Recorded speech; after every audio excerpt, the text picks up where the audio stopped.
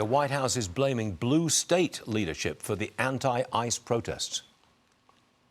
And it's truly shameful that now for more than a year, you've had elected Democrat governors and mayors who have basically held their state and local law enforcement hostage and told them, you cannot cooperate with federal law enforcement. Why?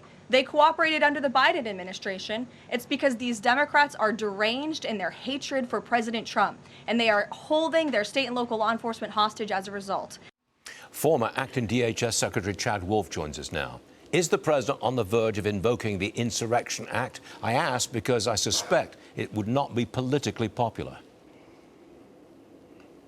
Yeah, I think it's probably, it's certainly on the table, and I'm sure it's something that the team is taking a close and hard look at. Look, I think one of the fundamental problems, it goes back to some of the images, Stuart, that you showed at the beginning of this segment, which is a lot of those violent protests that are going on, or you see that individual throw the canister. Where is local police? They are nowhere to be found in any of those images or any of these incidents.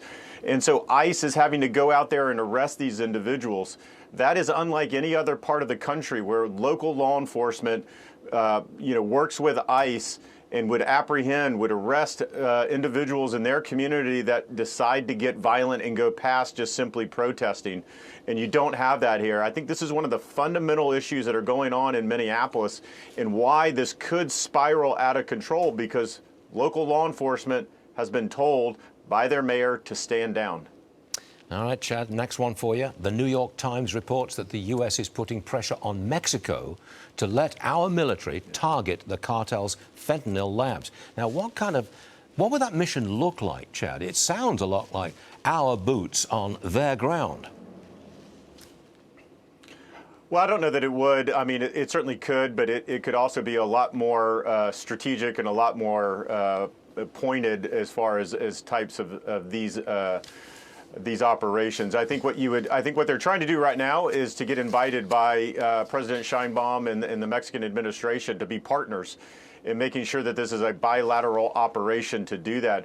I don't think she's gone that far thus far, and I think that's what the Trump administration is looking for, is a willing partner here that would invite them in, whether we give them intelligence or we actually do some of the kinetic operations. I think they want to find a partner there. And so the question becomes, as long as she holds out and doesn't provide that, what are the other options that the Trump administration's looking at? She's been pretty good so far. She's given the U.S. some narco folks from the cartel, transported them here to the U.S. for prosecution. I think the next step is identifying some of those narco politicians as well that have been involved in the drug trade for decades. And seeing how big of a partner is she willing to be here. This is a huge effort to stop the flow of drugs, primarily fentanyl and cocaine. Any progress with Colombia? I know that their leader came to meet him at the president of the White House. That was a week ago. What are we doing about drugs coming out of Colombia?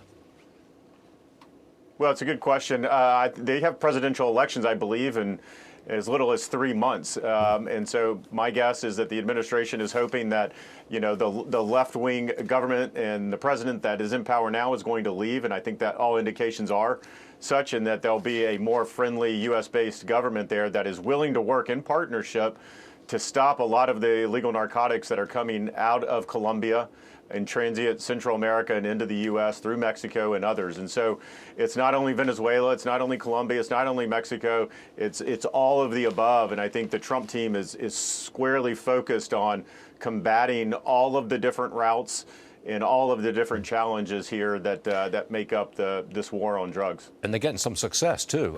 Overdose deaths are down significantly. Chad Wolf, thanks for joining us this morning. We'll see you again real soon. Thank you, sir.